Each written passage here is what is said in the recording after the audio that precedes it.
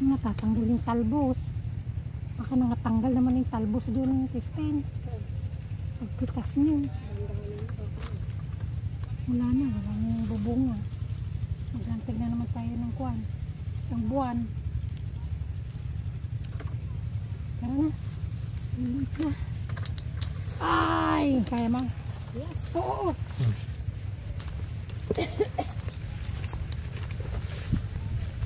Bagay, nabitbit mo nga yung bonito eh.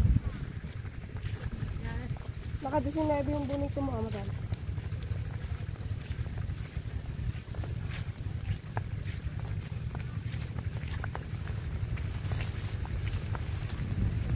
Mura lang bilog, pangatit ay silip. Ako ba kung kumagkano?